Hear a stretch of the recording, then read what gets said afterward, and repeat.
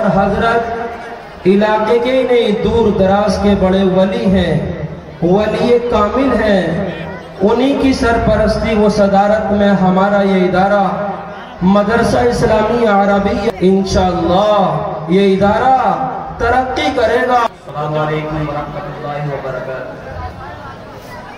الحمدللہ رب العالمین والصلاة والسلام علی سید المرسلین وعلى آلہ واصحابہ اجمعین، اما بعد، اعوذ باللہ من الشیطان الرجیم، بسم اللہ الرحمن الرحیم۔ ان الصلاۃ تنہی عن الفحشاء والمنکر۔ نوجوانان اسلام، نماز اتنی اہم ترین عبادت ہے کہ سیدنا حضرت آدم علیہ السلام سے لے کر جتنے بھی انبیاء کرام اس دار فانی میں تشریف لائے، ہر نبی کی شریعت میں نماز فرض رہی اور اس نبی کے پیروکار اس پر عمل کرتے رہے۔ اسی طرح امت محمدیہ صلی اللہ علیہ وسلم پر بھی 5 وقت کی نمازیں ہر بالغ مسلمان مرد و عورت پر فرض قرار دی گئی۔ حضرات گرامی، فجر نماز کی خصوصیت و اہمیت کا اندازہ اس سے بخوبی لگایا جا سکتا ہے کہ اسلام کے تمام احکام سرکار دو جہاں جناب محمد رسول اللہ صلی اللہ علیہ وسلم کو دنیا ہی میں دیے گئے، لیکن نماز ایک ایسا اہم فریضہ تھا کہ اللہ رب العزت نے محمد کو عرش بری پر بلا کر تحفہ عطا فرمایا۔ یہی وہ عبادت ہے جس سے انسان کو کبھی چھٹکارا نہیں، چاہے سفر میں ہو یا حضر میں، گھر میں ہو یا باہر، مکانوں میں ہو یا غسلگاہوں میں، میدانوں میں ہو یا پہاڑوں پر، سنسناتے ہوئے نیزوں کی زد پر ہو یا چمکتی ہوئی تلواروں کے سائے میں، غمی میں ہو یا خوشی میں، نبی ہو یا ولی، مفکر ہو یا مدبر، غرض دنیا کا کوئی بھی مسلمان ہو، غریب و امیر، ذات و پات، حسب و نسب کا کوئی امتیاز نہیں، فرد یا قوم کی کوئی تخصیص نہیں، ہر ایک کو خانہ خدا میں ایک حساب سجدہ جھولا ہے۔ محترم دوستو، اللہ کے نبی کی حدیث سے بتاتا چلوں، من ترک الصلاۃ متعمدا فقد کفر، وہ عہد جو ہمارے اور منافقین کے درمیان ہے وہ نماز ہے۔ جس نے نماز کو ترک کیا تو اس نے کفر کو ظاہر کیا۔ دوسری حدیث کے اندر شہنشاہ بطحہ تاجدار مدینہ احمد مصطفیٰ صلی اللہ علیہ وسلم نے نہایت ہی تہدید آمیز انداز میں فرمایا، جس شخص نے نماز کو جان بوجھ کر چھوڑا اللہ اور رسول اس سے بری ہے۔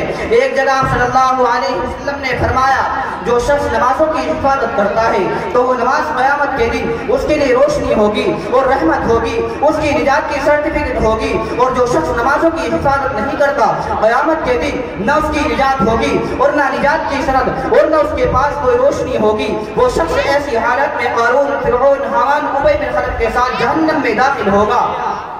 حدیث مقدسہ سے معلوم ہوا کہ جس شخص نے حکومت و سیاست میں پھنس کر نماز چھوڑی تو اس کا حشر فرعون کے ساتھ ہوگا، اور جس شخص نے زراعت میں لگ کر نماز چھوڑی تو اس کا حشر حامان کے ساتھ ہوگا، اور جس شخص نے تجارت اور کھیتی باڑی کی وجہ سے نماز کو ترک کیا تو اس کا حشر ابی بن خلف کے ساتھ ہوگا، اور جس نے دستکاری کی وجہ سے نماز کو ترک کیا تو اس کا حشر قارون کے ساتھ ہوگا۔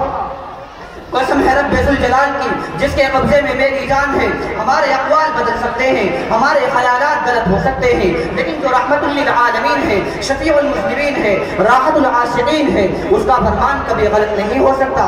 ہاں مسلمانوں، وہ ذرا غور تو کرو کہ آج ہمیں ذلت اور رسوائی کو برداشت کرنی پڑتی ہے، سخت سے سخت اذیتیں اور تکالیف کو پہنچائی جاتی ہیں، ظلم و ستم کے پہاڑ کو توڑے جاتے ہیں، ہر طرف سے کوئی دبا رہا ہے، کوئی سکھا رہا ہے۔ اس کی کیا وجہ ہے؟ کہ ہم نے اس پر کبھی غور کیا ہے؟ ہرگز نہیں، ہرگز نہیں۔ حقیقت یہ ہے کہ اللہ رب العزت نے مسلمانوں کو جو دولت نافانی اور نظام زندگی عطا کیا تھا، اس سے غفلت و سستی اور پس پشت ڈال دینے کی وجہ سے پوری انسانیت کو خطرناک سے خطرناک منافع و مراحل سے دوچار ہونا پڑتا ہے۔ قرآن مقدس کے اندر جہاں انسان کو ایک طرف معظم و محترم بتلایا گیا ہے تو اسی جگہ اس بات سے چوکنا کر دیا گیا ہے کہ انسان جب امور دین سے بے خبر اور لاپرواہ ہو جائے گا تو اپنی کرتوت کی وجہ سے گرتے گرتے تحت الثری میں پہنچ جائے گا۔ ایک جگہ اللہ رب العزت نے فرمایا، فَوَيْلٌ لِّلْمُصَلِّينَ الَّذِينَ هُمْ عَنْ صَلَاتِهِمْ سَاهُونَ الَّذِينَ هُمْ يُرَاءُونَ، ہلاکت ہو ان لوگوں کے لیے جو اپنی نمازوں سے بے خبر ہیں، وہ ایسے ہیں جو دکھلاوا کرتے ہیں۔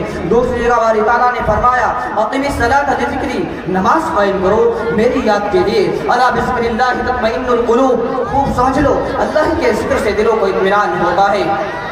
عالم اسلام کے مسلمانوں کو چاہیے کہ یہ بات اپنے دلوں میں بیٹھا لے کہ ایمان اور عقیدے کے بعد باری تعالیٰ نے مسلمانوں کو جو دولت پانی اور نظام زندگی عطا کیا ہے وہ نماز ہے۔ اگر ہم نماز صحیح ڈھنگ سے ادا کرتے رہے تو ہمارے دینی و دنیاوی مسائل حل ہو سکتے ہیں، مرجھائی ہوئی زندگی خوشگوار ہو سکتی ہے، کیونکہ نماز ہی روح کو روشن، طبع کو ہموار، دماغ کو درست کرتی ہے، خشوع حیائی سے دور اور خدا سے قریب کرتی ہے۔ جیسا کہ نوجوان انصاری روزمرہ حضور صلی اللہ علیہ وسلم کے پیچھے پنج وقتہ نمازیں پڑھتے اور گناہوں کے کام بھی کیا کرتے، دیگر اصحاب رسول نے صبر دو عالم صلی اللہ علیہ وسلم سے ان کی شکایت کی کہ یہ نماز بھی پڑھتے ہیں اور ہر قسم کی برائیاں بھی برابر کرتے ہیں۔ آپ صلی اللہ علیہ وسلم نے فرمایا ان کی نماز ان کو برائیوں سے روک دے گی۔